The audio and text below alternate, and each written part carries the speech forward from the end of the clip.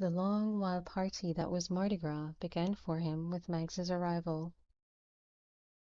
Maybe only a couple of months had passed, though it felt longer, but he found himself ridiculously happy to see her. His crazy aunt, with her maroon hair streaked with candy pink, enfolded him in arms tanned from the desert sun. The inside of her right forearm now bore a compass tattoo with a red heart in the center. What's this? The symbol of my wanderlust. She gripped him again, hard. With all the miles you've put in already, you might get one yourself. He really didn't think so. I'm going to get one of my spirit animal when I decide what it is. I thought it picked you. She just laughed, pulled back to study his face.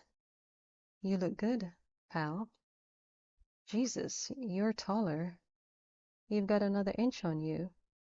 Maybe. Maybe my butt. I figured you'd stop spouting. Now, let's see this place of yours. With her bags, a pair of enormous floral duffels, dumped by the door, she stepped away to survey the apartment. Nice, very nice, for a boy's first apartment. Great location, nice light. I like the art, the French Quarter, street scenes. Those are mine. I didn't mean I did them, he said when she turned to stare at him. The place came furnished, but I hung some pictures I picked up. Bought, he qualified. Lots of artists in the quarter. Shows good taste and supports local artists. Sparkle clean, too. I guess that's in the DNA. Oh, yeah. I miss her so much. I know. Me too. I didn't tell you, but I took some of her ashes with me. There was a spot in the Smokies where I let some go. Then the beach on the Outer Banks where I sent the rest out to the ocean. Mags let out a sigh, then pointed to herself. Painted Desert Pacific. Really? I guess we're almost alike than either of us figured, Harry. I'm Silas here. Right. Let me put your bags in the bedroom, then I'll give you a tour, take you to lunch. I'll take the couch. My Mags doesn't take the couch in my place. To settle it, he hefted the duffels and walked them into the bedroom. Okay, this is adorable. I'm all about the slanted ceiling, and look at you with Maxfield Parrish prints on the wall. Flea market, out of a calendar or something. More good taste. It wasn't a room you could wonder, given the size, but she did a turn. And daffodils on the dresser. For me. Somebody raised you right, Silas. 2 people raised me right. Or right enough. She gave the light stubble on his cheek a rub. Better give me that tour before I get sloppy and ruin my makeup. You've never made it here before? He asked, as he walked her out. First time. I think the universe decided I should have my first experience in New Orleans, and at Mardi Gras with my nephew. How's Vegas? Warm and lively. But I'm going to Santa Fe and give it a try. Heading there when I leave. What about the phone business? That's a beauty, my friend. Outside, she took a deep gulp of warm, humid air. As long as there's a cell tower, Madame Magdalene's in business. She laid a finger on her tattoo. So she goes where the spirit drives her. Desert winds for you. Apparently, and heat, humidity, and order for you. Yeah, so far. But I think I have a thing for hills, mountains too. For a city, this hits the bell. I want to try New York, DC, San Francisco, and I may have an excuse in Santa Fe, but this is the highest rung city-wise. Because it's not a city, not this part of it anyway. It's an experience. Tourists swarmed the shops, the streets, the bars. They tossed coins in the hats and instrument cases of sidewalk musicians as the sounds of horns, accordions, a cappella voices wound through the air. They strolled along cobbled streets under lacy balconies strewn with flowers and gold and purple beads. He introduced her to his favorite carriage horse and waited while she hunted in a shop selling crystals and candles and incense to add to what he knew was her already heroic collection. Waited again while she selected a Mardi Gras t-shirt. Before she could drag him into another shop, he steered her into a cramped, fragrant restaurant. Most tourists wouldn't give a second glance. Mama Lou's held a dozen tables and offered counter service. Lunch meant every chair or stool would have an ass in them, but he'd arrange a table. Little Lou, Mama's daughter, hailed him when he stepped in. "Where are you at?" "Mama, Silas is here."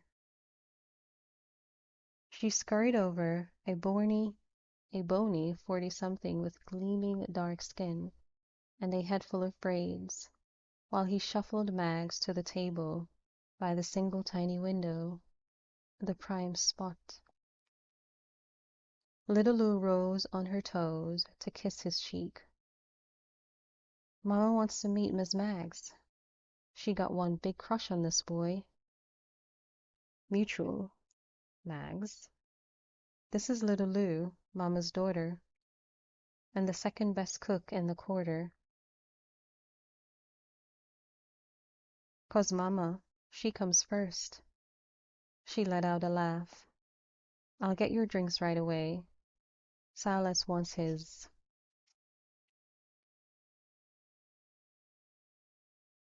You scurried off. Mags leaned over the little wooden table to poke him in the shoulder. "When did you start speaking French?" "I've been taking lessons." "Here comes Mama. She likes no one else." Mama Lou, a wide-hipped woman who topped out at 5 foot nothing, sashayed around the little tables like a queen in her white bib apron and pansy print dress. At 60, her brown skin remained smooth and her haunting green eyes sharp. Silas rose, and as he had after he'd first treated and tasted her jambalaya, took her hand and kissed it. He stuck with French, formal French, because he knew it pleased and amused her. "Mama Lou," and continued speaking in French. She gave him a nod, then a pat on the cheek. "Bien sûr." Then she offered Mags a hand. "This is a good boy," she said in a voice that flowed like liquid flowers. "My daughters, they are too old, and my granddaughters too young, or I'd steal him for one of them. I'd take him myself, but Mon Marie would punch his pretty face for it. Can't have that. Thank you for helping look after him. I like knowing he's in such good hands. Still too skinny, yes, but not as skinny as he was." "You've come for Mardi Gras?" "So?" and spoke in French. She shifted just enough for her daughter to serve the drinks. Now, Tante Mags will have the gumbo, and Silas a shrimp po' boy. And you split so each has some. And bread pudding for dessert. Bon appetit. Mags watched her sashay back to the kitchen. Like no one else, you said, and you were wrong. And you were not wrong.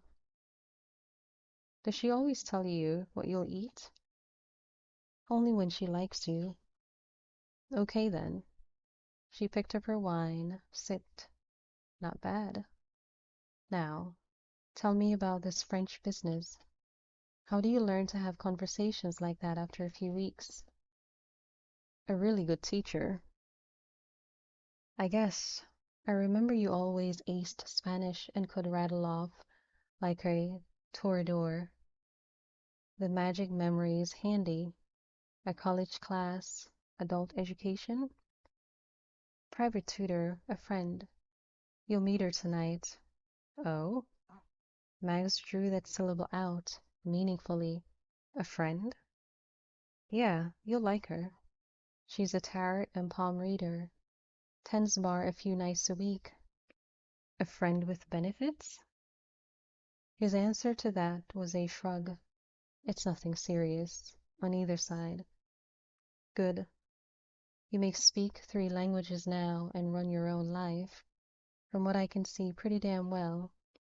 But you're still too young for serious. I've got to ask. It's my job. But are you thinking about college? I'm thinking about auditing or taking a few classes at Tulane. After Mardi Gras, and maybe next fall if I'm still here. Little Lou brought out to their lunch, added a basket of hush puppies. Holy God, that's a lot of food. You don't go hungry at Mama's. Mags sampled the gumbo. All right, this is amazing. Then a bite of her half of the po' boy. And again, are you looking to move on any time soon? I don't know. I just no, not yet. I gave myself a tour of the University of North Carolina when I was up there, and that's a strong pull. So eventually, I'm looking at some others. I'm not looking for a degree, Mags. Just learning more about what appeals to me. I'm the last person to argue that one. You're not happy yet. Me either.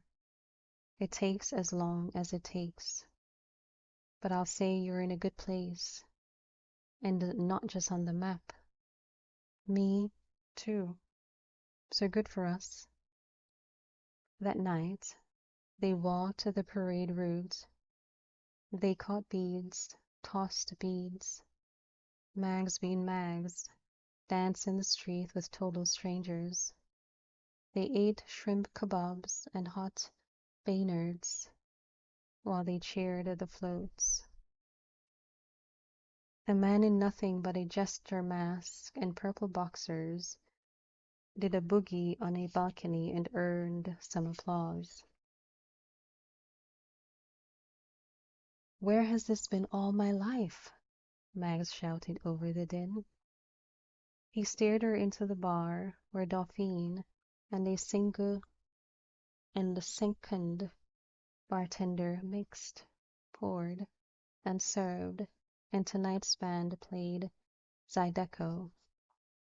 Dauphine spotted them and called out, Tito, you've warmed that stew long enough. Get up and let the lady sit. A robust man with sleepy eyes stood, turned to bow at Mags. Why, thank you, sir. Mags, this is Dauphine, my friend and a French tutor. If you mix drinks as well as you teach French, I've got to have me one. Silas is spouting off like he was born here. He has a gift for languages. I think, but more to learn. What can I get you? You pick. It's Mardi Gras in New Orleans, and I'm up for anything. I like an adventurer. The two women studied each other a moment, then Dorothy nodded. I know what you need. She called out in French to the other bartender that she was taking a short break with friends, then took out a cocktail shaker. She chose lemon wedges and mint, poured in something from a bottle before she began to muddle it. So, Miss Maggs, are you enjoying New Orleans? I'd be crazy not to. Are you from here? I am. All my life is here. This week probably isn't as much fun for you, but profitable. She added a scoop of crushed ice, something from another bottle, some club soda, then began to turn the shaker back and forth. You do psychic readings by the phone? Yep, profitable. Dolphine grinned at her. Do you read the cards? I do a spread while I'm talking to the client. Silas says you read the cards for a living. At fivefold. She poured the drink into a lowball glass, topped it with a sprig of fresh mint. Taste. If it's not right, I'll make you something else. Mags sipped, smiled slowly. Magic. What is it? A Criollo. Sophisticated and refreshing, as I think you are. Oh, I like your friend, pal of mine. Let's have dinner tomorrow. Take us on a date, Silas. Sure. Dolphine smiled at her, got out a fresh bowl of bar nuts. He cooks. He cooks good. He was always better at it than me. Cook us dinner, cutie. They bonded. They bonded fast, and they bonded strong. For the next 3 nights, Mags outpartied him and topped off the night at the bar testing out a new cocktail. On the first day of Lent, and Mags's final night, he made them jambalaya and attempted hush puppies for the first time. He didn't have to add much to the conversations when they got together. They talked movies, books, art, fashion, and despite his presence, men. If they, and they did often, veered into sex, he made himself scarce. It was just too weird. I'm going to take out the trash, he said, as they huddled together at his little table, and maybe take a walk. He stepped out and walked around the block a couple of times in the post-party quiet of the quarter. When he came back, it surprised him to see Dolphine reading Mag's cards. How much are you charging her? We're doing a trade. I read hers, she reads mine. Dolphine reached over to take Max's hand. She watches over you, you see? I think she always will. This is female strength at the root, and the sorrows of the past, the change, the endings that hover still. But she's with you, and here he is, the son you shared. I have a little piece of him for now, but yours is for always. He looks ahead, ambitious, restless. So do you. Look ahead to the next and the next. His feet might one day plant, but yours, they wander unless love plants them, and even then, love must be willing to go with you. She smiled, traced a finger over a card. Love isn't a goal, but a wish. I feel the same. It's a gift you can open or leave tied and trapped or wrapped. It must be a choice, or it doesn't hold for you. Voyages and journeys, and you must have the wheel. Security? What's the point without the adventure, the new, the next? He came over to watch, as he'd never seen her do a reading.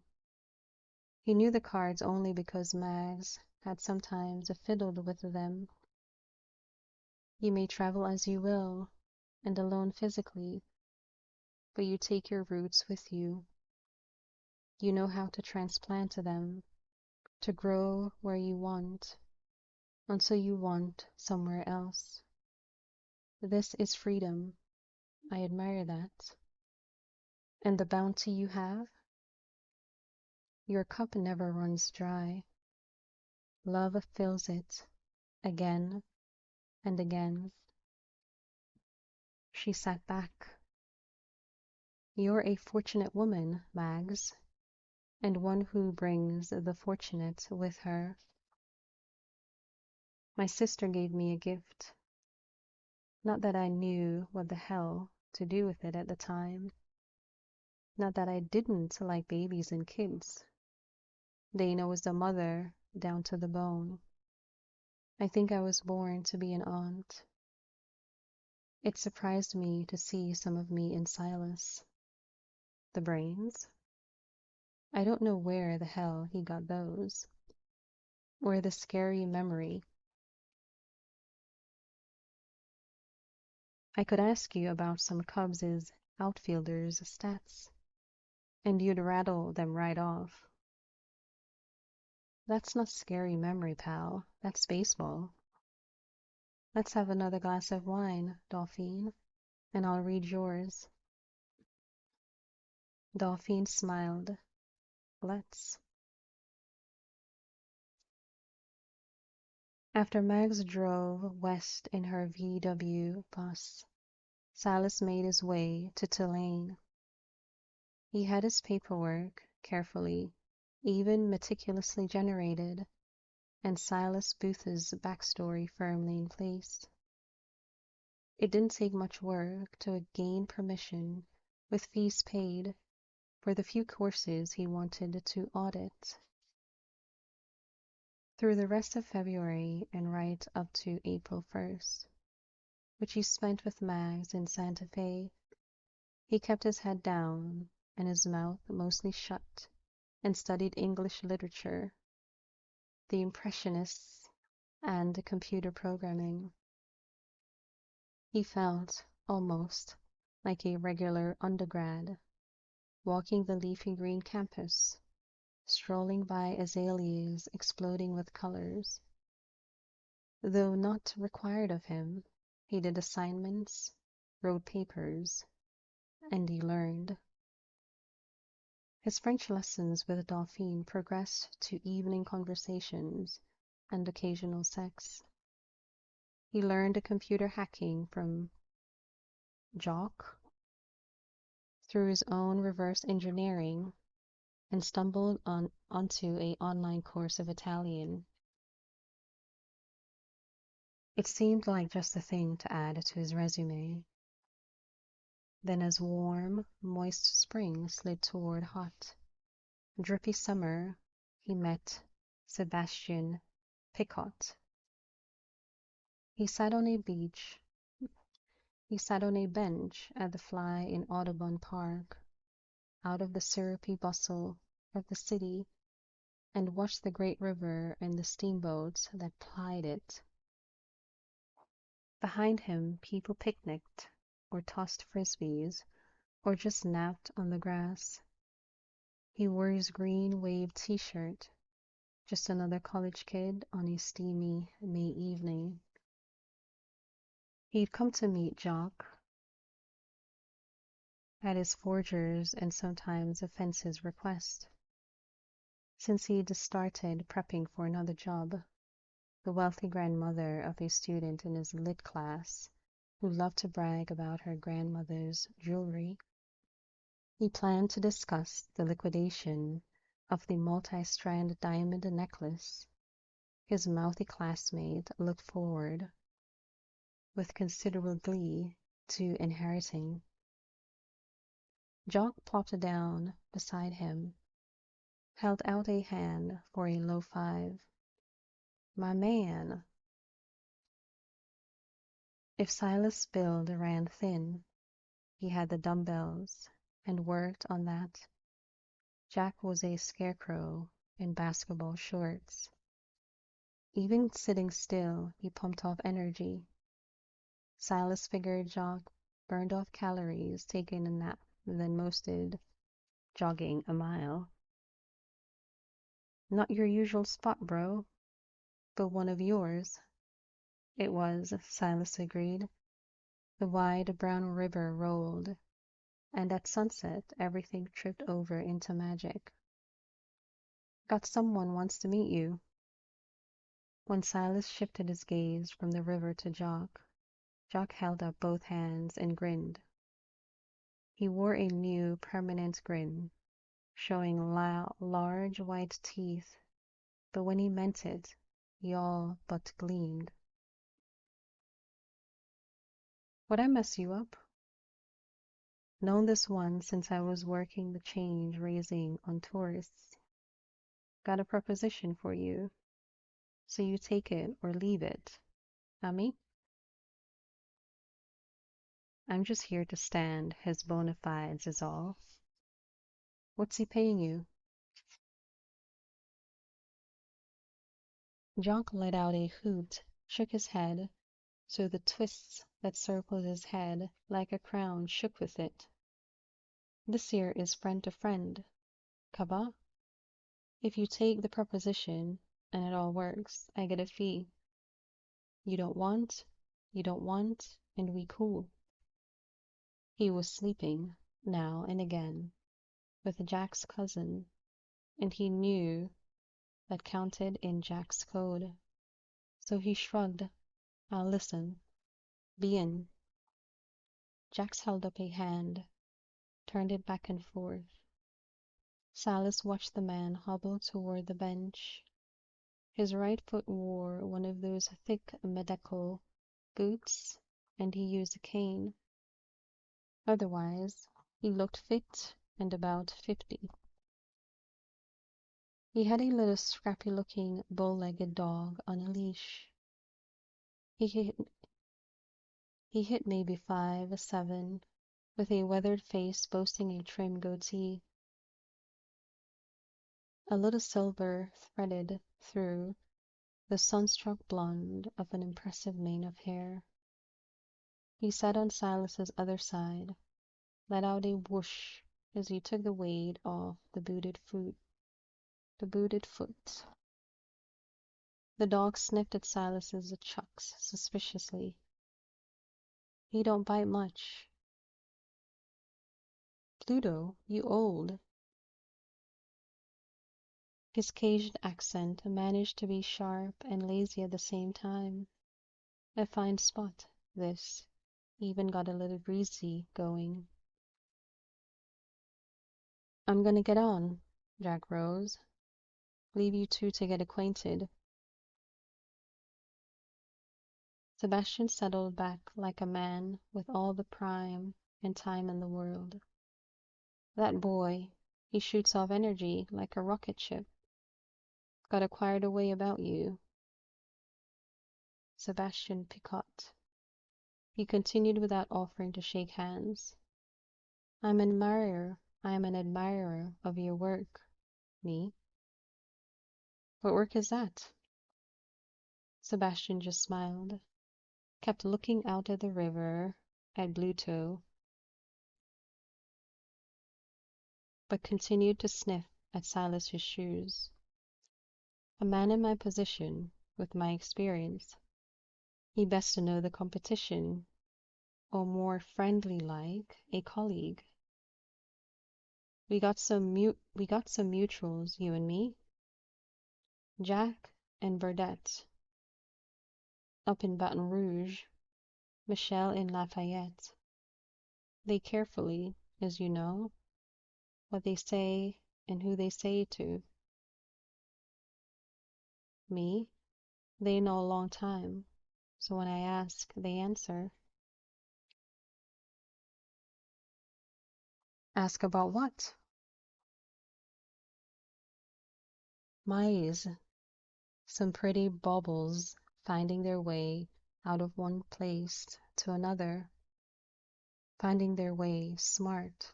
I like smart. Me, I think. This one's young to be so smart. Smart not to leave breadcrumbs. Smart to take a little and not at all. Elegance here, I think, when I study these journeys. Baubles, c'est bon.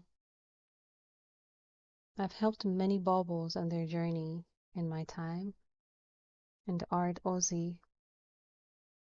Cash. What is this but paper? No elegance. You take, bien sûr, if it's just there for the taking. But the baubles, the art, this is elegance. Silenced in the sea, set up, not with Jock involved. But he let the silence hang when Sebastian finished.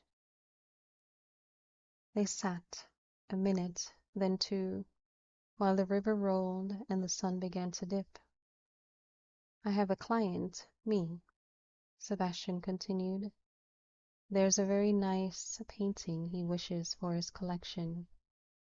Now it's in the collection of another, you see? A private collection where it made a journey at one time from a public one in London. You know London? I know where it is. Sebastian laughed, and the sound was a rusty saw and old wood. I wasn't part of this journey, but I knew of it. Very elegant, before you were born, I think. Mas, this painting is no longer in London, but here in New Orleans, in this private collection. The client wants it, and I agreed to arrange this. I've taken, what you'd say, a deposit for the work. I've done the preparation for the work. A challenge, but I am good at what I do. Okay, well, good luck. Malchance, this is what I had. Sebastian leaned down to tap the boot. The work needs the nimble, and I am in this for 5 more weeks. The painting must take its journey next week. This client, he pays very well, but he is hard. I would return the deposit, but this wouldn't be enough for him. I would have more than a fracture of the ankle if he's not satisfied. I don't want my bones broken, so for this I need a partner. He told himself he wasn't interested, told himself to walk away. Instead, he pointed at the boot. Take it off so I can see.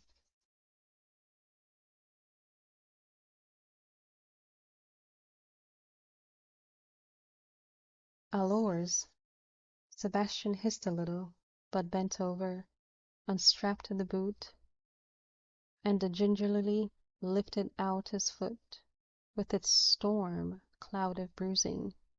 Hairline, they say, and I say screw. How'd you do it? I could say I did it leaping from a window to avoid a jealous husband, but I tripped over the goddamn dog. A man gets up to pee in the night because he had a lot of wine and trips over his own dog. And now I need someone with brains and skill to help this painting make its journey, or I'll have my legs, my arms, could be my neck broken. Lift up your shirt. Sebastian sighed, but lifted the shirt. You're smart to be careful. I don't need stupid. Without being asked, he emptied his pockets, Jack would never betray you. Your heart knows this truth, but we have to heed the brain. Boy, I work alone. The same, me, almost always. You make a mistake, it's yours. You run your mouth, it's yours. And the fee, it's yours. But this job, this time, this client, I can't do it alone. What's the fee? You're thinking about how much to shave off it, how much will draw me in. Don't. I've been doing what I do half my life. None. Equal parts astonished and impressed, Sebastian goggled at him. You would be a bebe? 9. Circumstances, not your business. Don't try to con me. Sebastian poked a finger into Silas's chest. You I like. I could say less, but I have a big need. I have a deposit of 10,000, and this I keep as a client came to me. When the painting make its journey to him, it's authenticated, and this I also handle. He will transfer the fee to my account. $1 million American. Silas couldn't breathe for a minute, not after the hard thump his heart took on the way to his guts. What the hell is this painting? It's known as Sun Rising over the Thames. Turner painted it in his mature phase, an abstraction, a small painting, 2 feet square. It's made many journeys and was once in another private collection in Germany before being taken by the Nazis. More journeys, and it was donated to the Tate in London. Now it rests in a secure room in this private collection. He knew a little about Turner from his studies and promised himself to learn more. It's going to be worth more than $1 million.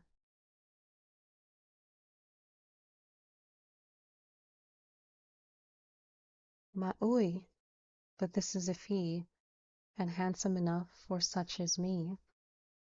I will take 80% and the deposit, as I have done the preparations and the client is mine. And I must teach you, I think, some of the skills you have yet to master. From my share, I pay Jock 1,000 for the introduction. He couldn't imagine what would be close to 200,000. He couldn't imagine seeing that much from a single job, but that didn't mean he'd settle for the first offer. I'll be doing the actual job, taking the risk. Even split. You keep the deposit. Sebastian let out a snort. I have 30 years of experience, and I've already invested near a month on this. I have the equipment. 75, 25. I have 2 good ankles, and you're pressed for time. 60-40. He'd been more than ready to take the 70-30, but didn't flick a lash when Sebastian held out a hand. Done. Silas accepted the hand and began the next leg of his own journey.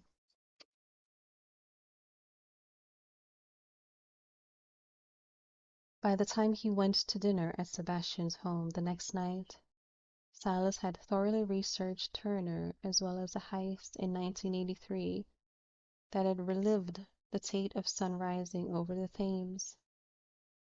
He'd also grilled both Jack and Dauphine about Sebastian. Jack deemed him solid, reliable, and honest in the way of thieves and conmen. Dauphine termed him a charming reprobate who couldn't be trusted around women or a locked door. Silas considered what he could do with a fee breathlessly close to $500,000. He could go to college. He could travel. He could buy better equipment for his night work, and when the Volvo died, buy something that wasn't used. He didn't want a big, fancy house, but he could send some money to Mags if she did. But first, because 10 years of experience taught him not to count the take before the work, he had to prepare and he had to learn. He brought wine because that's what you were supposed to do, and thought he'd be damn glad when he didn't have to pay somebody to buy it for him. Sebastian lived in the bayou, but not as Silas expected, in a little shack or cabin. He had what looked like a cozy cottage with white walls and bright red shutters surrounded by flowers, with views of the water and the cypress knees poking out of it.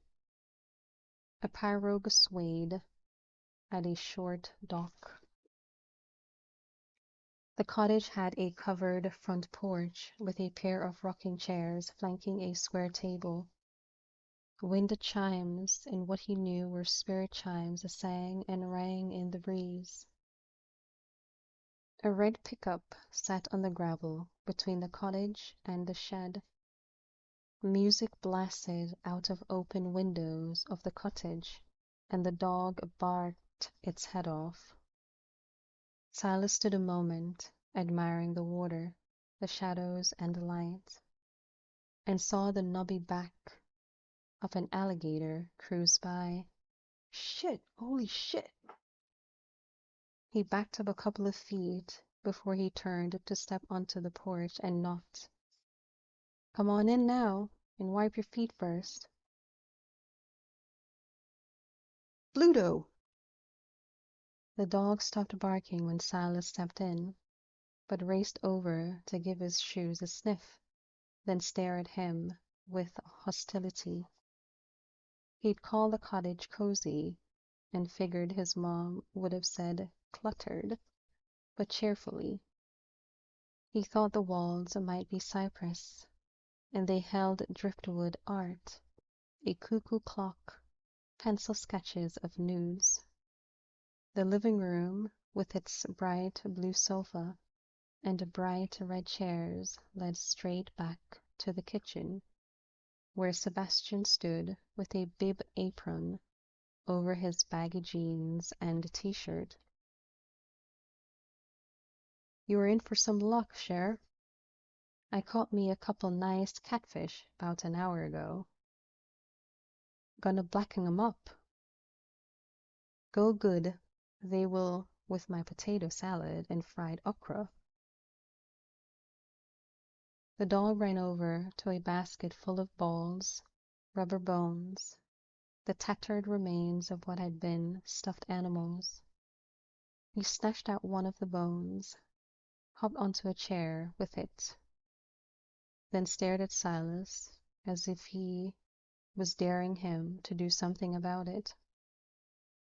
What you got there? Wine? A Shiraz, but I think it's supposed to be white with fish. These cats ain't gonna care about that. Bring it on in so we can open it up. He walked back to a kitchen where pans and tools hung on the wall, bottles and jars crowded together on open shelves, dishes and glassware jumbled in glass-fronted cabinets. A bunch of wild flowers shot out of a jug on the square kitchen table.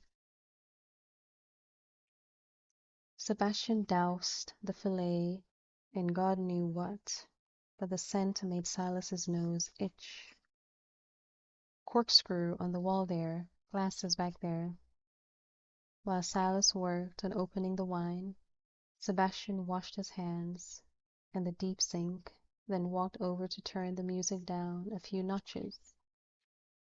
I saw an alligator right out front, in the water, but right out by your dock. Probably Pierre. He likes his evening swim. Silas wondered about partnering up with somebody who named an alligator, He'd take your dog in one swallow. Bluto, he's too tough to eat, and he got a charm on his collar, wards off the cocodril. Okay. Not his weird little dog, Silas thought, and despite the fact he figured he could drop kick Bluto an easy 50 yards if necessary, the dog was just scary. Have you done many jobs like the one coming up? They come, they go. Sebastian took a hit of wine, then pulled a couple of eggs out of a snowy white refrigerator, began to whisk them in a bowl. Jack said you've never been caught. My, he began slicing up pods of okra. Only once. Me, I'm about your age, I'm thinking, and working with my second cousin on my mama's side, Louis. We gonna take some baubles on a journey out of a fine house in Metarir. Louis, he's not too bright under the skull of him, but he's family. And what's that boy do but wander off in that fine house? And he done wake up the man of that fine house. And that man, he's got him a shotgun. As he relayed the story, Sebastian dumped the okra slices and the egg to soak. Me, I coulda run. Shotgun man's got Louis, and that boy is not too bright, but he's not going to say nothing about me. My, I can't be running and leaving Louis to take the fall alone. So I step out, hands up, and me and Louis, we do 6 months. He picked up his wine again, and that, mon ami, is the last time I work with a partner till now. I think you got plenty of bright under the skull of you. What happened to Louis? Sebastian smiled as he took a couple of cast iron skillets off the wall. That boy got himself married and got a job on a shrimp boat. He got him 5 kids and 3 grandbabies now. If you have jobs like this come and go, why do you live here? It's a nice place, but with that kind of regular take, you could live somewhere, anywhere. Maybe have me a big, fine house somebody else wants to sneak into? Nobody knows home security better than a thief. Sebastian hooted. You got that on the head. This is home. I was born in the bayou. You know that song? I didn't until I came here. My blood's here, my heart. No place else in this world sings for me. I built this place. Seriously? With these 2 hands. Family helped as family does. But it's mine like nowhere else could be. It's really good work. I've got a friend whose dad's a carpenter, so I know enough. If you can build it like this, why do you steal? Chair, I wonder about that bright when you ask the foolish. I got the envy, same as you. It's not about envy for me. The hunger. I got it for how you think it through. Make the steps for how it feels in the blood when you move through the dark. You ain't got that. There ain't no reason but the greed, and the greed will do you in. Silas got that. He got that exactly. Envy, he thought. He knew the hunger. And I got 3 daughters, me, my sweet girls, and the 3 ex-wives I made them with. I give them a good life, good educations. 3 ex-wives? Sebastian got out a bowl, dumped cornmeal into it, added salt, pepper, something from one of his jars. I love women, me. Love all about them. Any size, any shape, the rich, the poor, the wise, and unwise. He worked while he rhapsodized, added oil to a skillet, turning on the heat, dredging the soaked okra through the cornmeal mixture. They got the fragrance, the flavor, the feel. Mm-mm-mm. Ain't nothing like a female, and every one of them. I tell myself, you don't go marrying just one, Sebastian. But then I do. I make a good lover. I help make beautiful girls. And I'm a good daddy. Me. But I marry? He lifted a hand with fingers coated with wet cornmeal, wagged it in the air. My, we stay friends because we have those treasures we made. He slid the coated rounds into the hot oil. The air went to sizzle and smoke. Catch me the plates there. This don't take long. Gonna get these cats going. It seemed an odd way to do business, but Silas set the table. At Sebastian's request, he pulled the bowl of potato salad out of the fridge. When the dog raced over and began to dance in place, Sebastian filled a red bowl with kibble, then cut up a portion of the blackened fish to mix it in. They sat in the kitchen, windows open to the sounds of the bayou, with Silas nursing his first glass of wine and Sebastian into his second. Careful with the wine, are you? I'm driving. Sebastian tapped a finger on his temple. Good to be smart and careful. Silas sampled the fish first. It had a kick, but a damn good one. Everything had a kick, Silas discovered, and a damn good one. A man without a woman who doesn't cook goes hungry, Sebastian told him. I don't like to go hungry. Me. Jax, you says you learned French, and you got the Spanish too. High school Spanish, but I'm okay with it. I'm learning Italian now. Why you learn all that?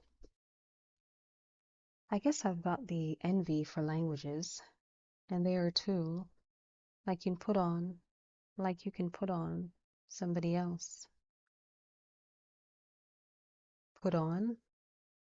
Uh, like a disguise? Yeah, like that.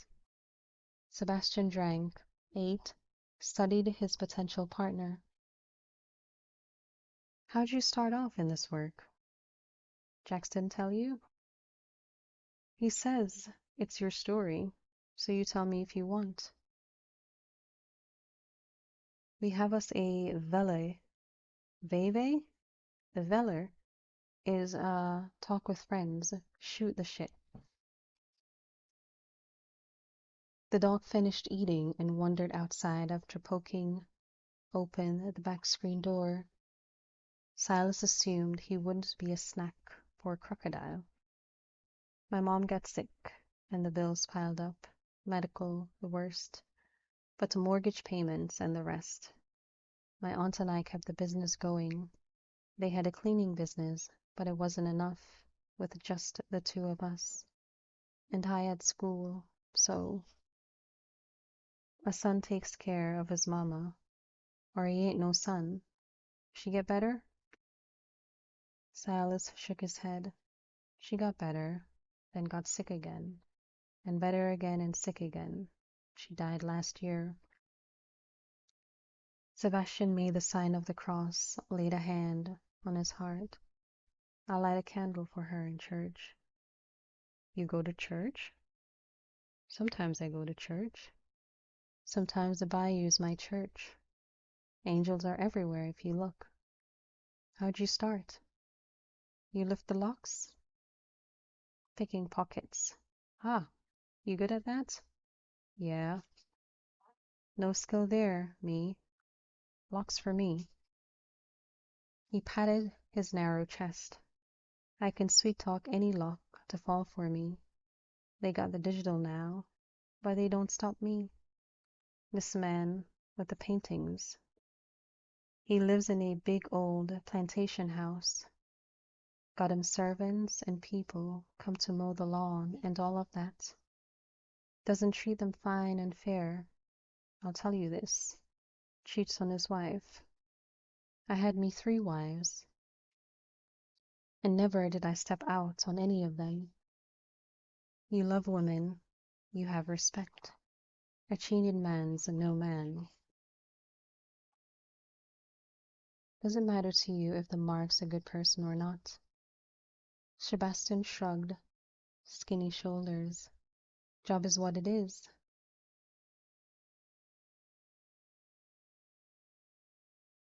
But it's lagniip when they a cheating bastard. A little something extra.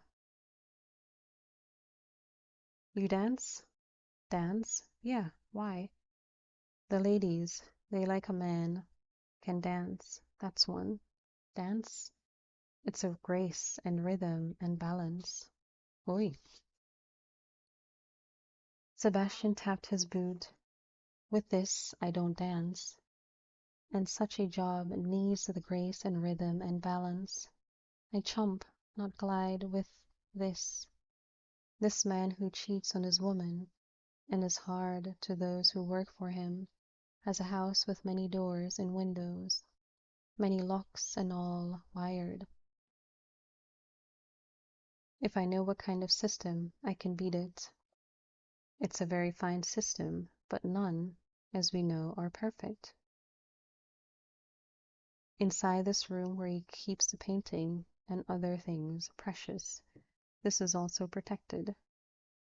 Like a vault, it is inside the office he has there, a big room, also kept locked. Open to that office only for cleaning, and this he changes the code for every day. So it's told to me. So it's in steps, the house alarm. Cameras? Bien sûr. Okay. The house system, then the room, then the vault, then retrace. Retrace? I leave everything, put everything back the way it was, reset the systems, why let them know straight off you've been there. Sebastian sat back. This is a clever way. Takes more time, yes, but gains time, maybe. All is as it was, except one thing. The painting is on its journey. Then with a nod he rose. Come, I'll show you what we have. He led the way down a short hall and into a bedroom. Since it held 2 beds, a human one with metal head and footboards, and a dog one, Silas concluded it was Sebastian's. The cypress walls displayed more pencil art, bayou scenes, and female figures. A wooden chair sat in a corner with a pole lamp. Shelves held books and trinkets. Sebastian went to a sketch of a full-figured woman standing under the lace of Spanish moss. He slipped a finger behind it.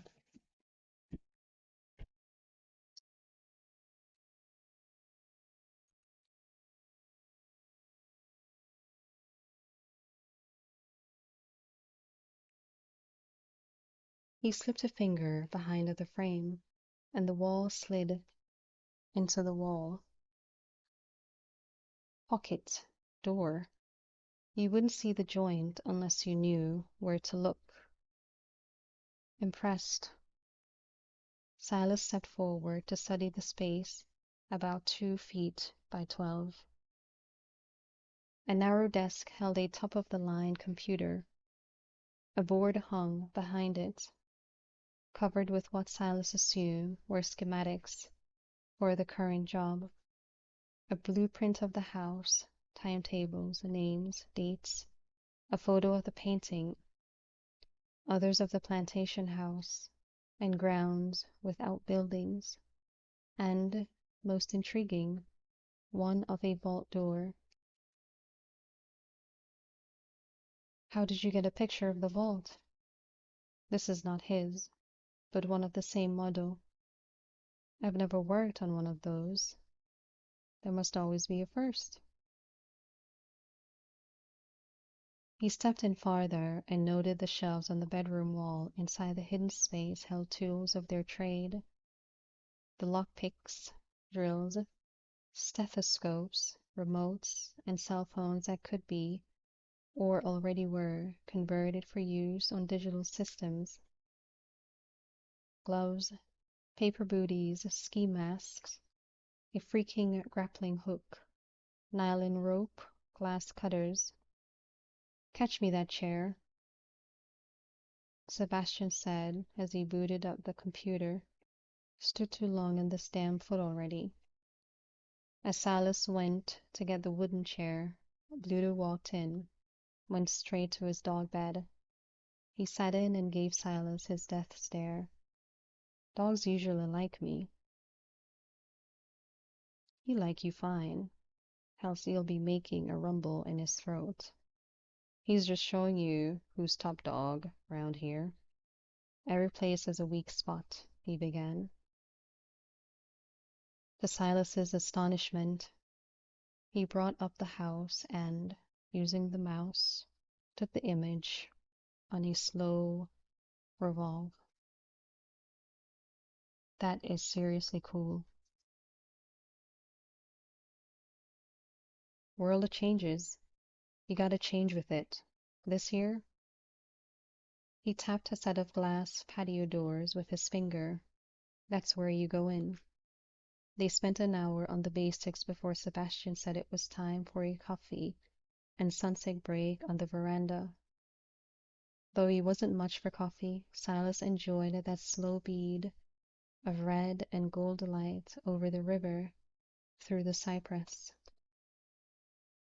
Owls hooted, insects sang, frogs croaked, something splashed in the water. Bayou, she makes music all night. A strange but appealing sort of music for a city boy, Silas admitted. You don't have much security here. I got me this fierce beast, he pointed out as Bluto snored at his feet. Got Pierre and his family over there. And that little bump you might have noticed coming back here? That's a pressure alarm. I know when someone's coming to my place. But I was born and raised here, my family's here, and people know me. Ain't nobody on the bayou gonna mess with me. And the popo, they got no reason to nose around here either. If they do, they got nothing to see. Just a man and his dog living off the land, doing some odd jobs here and there. Never do I break in, me, to a house I work on. It was the same with me when I was cleaning them. After they break, they worked till midnight, going over the steps, the systems, the household habits. They didn't have a dog, always a plus, but a cat. In addition to the cat, the man, his wife, 2 kids, boy, age 12, girl, age 8. They had a live-in housekeeper and her husband. By the time he drove home, his brain and his eyes wide open from the single cup of cafe Nora Sebastian had pushed on him, Silas knew every name and location of the household occupants, the distance from the entry point to the locked office, and the distance from that door to the vault. He knew the house security system, and since he'd worked with one like it, felt confident there. The locked office door didn't worry him overmuch. But the vault? That was new and fresh and complex, and he only had a matter of days to learn its intricacies and secrets. Pumped from the coffee, he worked another 2 hours in his apartment, making his own notes, timeline, practicing with the doctored remote Sebastian had lent him, and practicing with his combination lock. The Vols had a 9-number combination max, and he agreed with Sebastian the mark would use all 9. Time-consuming. He could do a 3 combo in under 15 minutes now on most jobs. A 9 wouldn't just triple that, he knew. The complexity would add at least an hour more, most likely, unless he got really, really lucky. He banked on 2 hours to break the vault. In and out, he calculated, in 3.5 to be safe and sure. Longer than he'd ever risked, but then the biggest payday he'd ever gone after. When he finally climbed into bed, he dreamed of endless combinations and the satisfying click of tumblers.